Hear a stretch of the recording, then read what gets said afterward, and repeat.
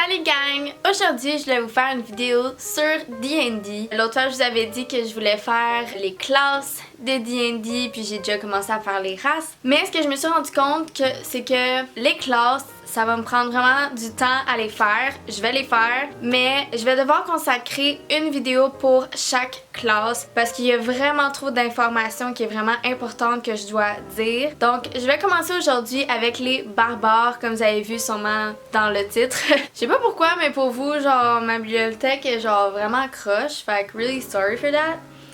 Mais bon. Alors, on va commencer. Je vais vraiment faire comme la dernière fois que je vous ai parlé de D&D. Je vais y aller avec leur un petit peu style de comportement qu'ils vont avoir. Tu sais, ça a des armes, ça a de la magie, toutes ces affaires-là. Je vais tout vous expliquer ça. Premièrement, c'est pas des personnages qui aiment vraiment la civilisation. Tu sais, c'est pas des gens qui détestent les gens, mais c'est pas des gens qui aiment les foules, on va dire. Donc, ça va être des gens de tribus, de familles, mais ça n'aimera pas aller à l'école, mettons, pour grandir dans certains aspects de leur vie. Ça sera pas des gens qui vont aller dans des bibliothèques. Tu sais, des trucs comme ça, c'est pas des gens qui aiment aller dans des environnements qui a énormément de personnes involved. Si vous voulez être un apprenti ou des trucs comme ça, barbare, c'est peut-être pas le choix, à part si vous avez un maître que vous suivez comme tout le temps. Puis de ce fait, c'est plus un ermite, c'est plus comme un outsider ou que il va préférer être seul ou être dans un petit groupe. Donc, je pense qu'il serait parfait pour justement une aventure avec quelques enfants aventuriers. Ils sont vraiment proches de leur instinct animal, de leur nature animale.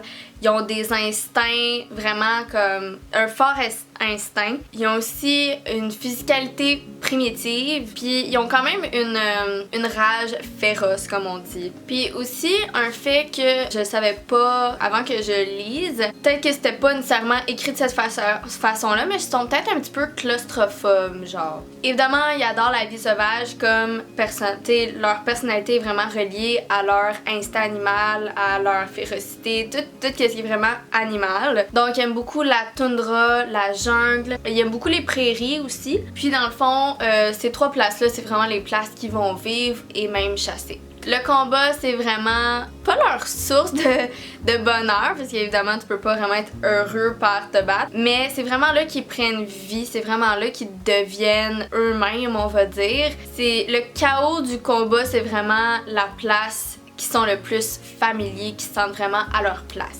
Quand ils sont dans les batailles, ils deviennent un petit peu comme des fous furieux. Je pense qu'ils sont un peu, comment je pourrais dire ça? Pas careless, mais tu sais, ils sont un peu impulsifs. Même s'il a son instinct, tout ça, c'est vraiment comme la rage qui va le guider dans son combat. Alors souvent, quand il va combattre, même s'il est blessé, même s'il est genre quasiment proche de mourir, ce guerrier-là, le barbare, va continuer à se battre jusqu'à temps qu'il en meure. C'est vraiment un combattant furieux, là, vraiment. Par contre, qu'est-ce qui est fort avec le barbare, c'est que justement, le fait qu'il y ait une rage comme ça lui donne beaucoup de force supérieure puis aussi de la résilience. Justement, comme je vous ai dit, les barbares vont être plus dans des tribus. Puis, dans justement leur village, ils vont souvent être le guerrier qualifié ou sinon un soldat ou des trucs comme ça. C'est vraiment des protecteurs, des leaders. Ils sont toujours aussi très ouverts à la guerre, même qu'ils vont toujours se mettre avant les autres. Ils vont toujours vouloir combattre à la place que les autres combattent. Ça leur dérange pas de perdre leur vie dans un combat. Par contre, la vie sauvage a quand même des downsides, des trucs qui sont dangereux qui font en sorte qu'ils peuvent mourir dans la vie sauvage. C'est sûr, une des choses, ça serait justement qu'il y ait des rivaux. Évidemment, tu sais, comme des petits villages, ils vont se faire attaquer, des trucs comme ça. Il y a aussi les températures, que quand t'es dans des environnements plus sauvages, les températures sont plus intenses, le climat est plus intense. Comme je vous ai dit, les barbares sont vraiment parfaits pour avoir des aventures parce qu'ils ont du courage. Puis même si les barbares, tu sais, c'est des ermites et tout ça, ils adorent la vie de famille,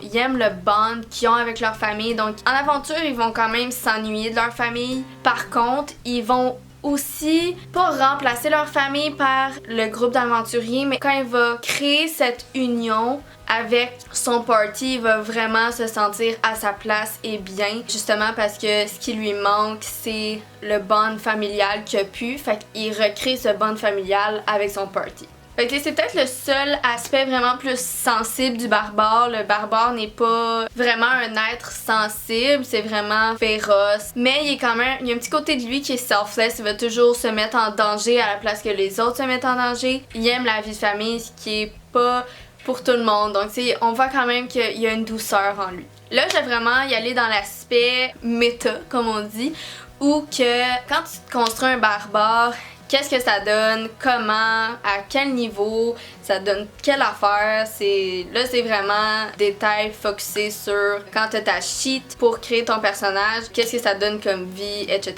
Pour commencer, pour les points de vie, c'est 1 des 12 par niveau. Par contre, quand tu commences à ton premier niveau, c'est 12 points, 12 plus ta constitution modifier. Puis sinon, si tu veux pas rouler à chaque level ton D12, tu peux prendre la moyenne qui est de 7.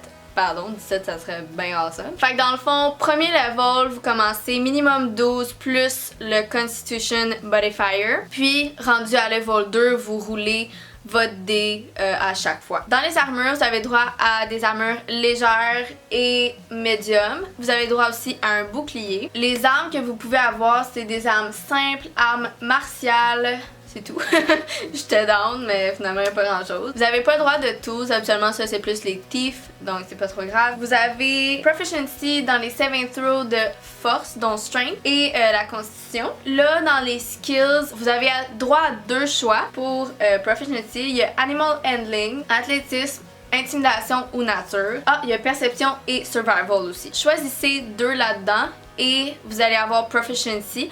Donc encore là, le choix que vous allez prendre pour vos skills, ça va être vraiment par rapport à votre personnalité, par rapport à votre personnage, mais c'est toujours votre choix rendu là. Dans les équipements de commencement, vous avez droit à une grande hache qui est en anglais une Great Axe si jamais vous cherchez sur internet. N'importe quelle arme martiale à courte portée. Vous avez droit à 2 haches à main. Fait que c'est comme des tomahawks un petit peu. Vous avez aussi droit à n'importe quelle arme simple. Non, vous avez un pack d'explorateurs qui est à vous. Là, je vais tout vous dire qu'est-ce qu'il y a dans le pack d'explorateurs parce qu'il y en a quand même pas mal. Vous avez droit à un backpack, un lit déroulable, un kit de cuisine de camping, 10 torches, une boîte de roches, tu sais, pour faire du feu, là. 10 jours de ration, donc comme ça, si admettons vous allez camper avec votre party, ben vous avez assez de bouffe. En plus de ça, vous avez une bouteille d'eau en peau d'animal, puis 10 pieds de corde qui va être accroché à votre backpack. Sinon, si on continue dans les équipements que vous avez droit, vous avez aussi droit à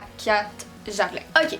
Là, on arrive dans une capacité que les barbares peuvent avoir. On l'appelle rage ou encore rage. Tu peux décider de te mettre en rage, quand tu vas en bataille. Puis là, je vais garder mon seul projet moi parce qu'il y a beaucoup d'informations là-dessus. Dans le fond, tu peux prendre une action bonus dans ton tour pour avoir rage, puis ça va te donner plusieurs choses, donc je vais pouvoir vous les dire. Dans le fond, vous avez avantage sur les strength checks, donc les checks de force et les saving throws. En plus, en attaquant avec une arme courte, de courte portée, là, melee, avec de la force, parce que tu peux choisir si tu veux attaquer avec dextérité ou force. Tu obtiens un bonus de dommage. Je vais vous inclure une petite photo de rage, là, parce que à chaque niveau, t'as un +1, mettons, de rage. Fait que je vais vous le mettre quelque part, là. T'as résistance aussi à bludgeoning, de la force bludgeoning, piercing ou slashing damage. Ça, que ça veut dire, c'est que, tu sais, bludgeoning, slashing, c'est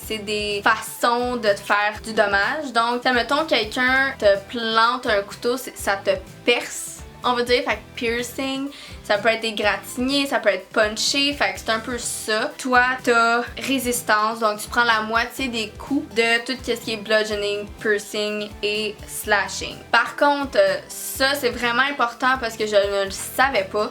Si tu es en mode rage, tu ne peux pas cast de spell et tu ne peux pas rester en concentration. Donc si tu étais concentré sur un spell avant même de tomber en rage, ça s'annule aussitôt que tu es en rage. Ça c'est vraiment important parce qu'il y a des gens qui veulent être mix spell et attaque. Le mode rage dure pendant 1 minute. Ça n'a pas l'air beaucoup, mais dans un combat, dites-vous qu'un tour ça équivaut à 6 secondes. Donc c'est vraiment niveau jeu, c'est 1 minute, mais niveau réalité, c'est à peu près au moins 10 tours genre. Sinon ça peut arrêter aussi si t'es inconscient, puis tu peux l'arrêter aussi par toi-même. Aussi une chose importante, il faut absolument que tu frappes quelqu'un ou que tu t'aies frappé pendant au moins un tour à chaque fois. Donc si admettons le tour d'avant tu t'es fait frapper puis tu décides pas d'attaquer tout de suite, c'est correct, mais il faut que le prochain tour, faut que tu te fasses attaquer ou que tu ailles attaquer. Donc ça c'est vraiment important puisque sinon ton rage mode arrête. Dans le fond vous avez un maximum de rage par jour, donc vous en avez quelques-uns par long rest, ça va être écrit sur le tableau, je me souviens jamais par cœur. Puis aussi vous avez un avantage quand vous portez pas d'armure. Votre classe d'armure dans le fond elle devient égale à 10 plus le modifier, puis vous avez droit à un shield puis que vous ayez quand même ce bonus là. On est rendu comme à chaque niveau vous avez quelque chose de plus. Le raid vous pouvez avoir ça à un niveau de barbare, même si vous êtes rogue puis vous prenez un niveau barbare puisqu'on peut mélanger 2 classes, vous avez quand même le rage. Alors là maintenant dans les barbares justement à chaque niveau vous avez quelque chose. On commence avec Danger Sense qui est au niveau 2. T'obtiens un 6e sens, donc awesome. Fait que t'as avantage en dextérité saving throws contre les effets que tu peux voir, qui est vraiment important, comme les spells et les traps. Donc tu pourrais pas voir un homme invisible, admettons. You feel me? Pour avoir cet avantage-là, tu peux pas être blinded, tu peux pas être deafened, ce qui veut dire qu'on t'a mis un spell de sourdine ou que t'es sourd, quelque chose comme ça. Puis incapacitated, ça veut dire que t'es... peu importe, là, tu t'es fait grapple ou whatever. Fait que c'est ça. Rendu au niveau 3, on a le Primal Path qui est dans le fond que tu choisis ton path de barbare tout simplement. Dans le Player's Handbook, vous avez seulement 2 choix, mais dans les extensions de D&D, vous en avez d'autres. Donc vous pouvez checker pour d'autres. Mais vous avez le Path of the Berserker et sinon vous avez le Path of the Totem Warrior. Le Berserker, basically, c'est vraiment comme un guerrier. C'est vraiment un guerrier qui est dans sa force féroce, là, tu sais, c'est vraiment un animal. Ce que ça t'offre, c'est Frenzy, c'est une attaque bonus. Sinon, Mendless Rage au niveau 6, tu peux être charmé ou effrayé. Tu ne peux pas être charmé ou effrayé quand t'es en rage. Si tu es charm ou effrayé avant ton rage, ça s'annule. Ben en fait, pas ça s'annule, ça se suspend jusqu'à temps que t'es plus en rage. Ça t'offre aussi Intimidating Presence. Fait qu'au niveau 10, tu peux utiliser ton action pour effrayer une présence menaçante. Si tu le fais, il faut que la personne soit près de toi à peu près à 30 pieds. Puis si elle comme se retire à plus de 60 pieds, elle n'est plus effrayée. Évidemment, tu peux prendre ton action pour allonger le temps que la personne est charmed. Puis la personne, faut qu'elle fasse un Wisdom Saving Throw, qui est un DC égal à 8 plus ta Proficiency bonus plus ton Charisme modifier. Si la personne réussit son Saving Throw, qui est vraiment important, tu ne peux plus faire cette habitude-là pendant 24 heures. Finalement, la dernière chose que le Path of Berserker peut te donner, c'est la rétaliation. Fait qu'au niveau 14, si tu as reçu du dommage d'une créature qui est à 5 pieds de toi, tu as une opportunité d'attaque en melee. Si, admettons, c'est pas quelque chose qui t'interpelle, le Path of the Berserker, le Path of the Totem Warrior, comme j'avais dit tantôt. Ça, c'est vraiment plus voyage spirituel. T'es connecté avec une âme animale. C'est vraiment un aspect vraiment spirituel du barbare, vraiment. Fait que dans le fond, souvent, tu vas devoir choisir un animal. Dans le Player's Handbook, t'as Bear, Wolf, puis le dernier, je m'en souviens pas. T'en as 3, mais il y en a plein d'autres. Dans d'autres extensions, encore là, il faudra faire des recherches. J'ai pas écrit qu'est-ce que Bear, Wolf et le dernier, je me souviens pas, ont de différent, mais ils offrent tous quelque chose de différent. Donc c'est vraiment important de faire quelques petites recherches pour ça. Alors, la première chose que ce path-là vous donne, c'est le Spirit Seeker. Fait qu'au niveau 3, tu obtiens l'habilité de cast Beast Sense et Speak with Animals.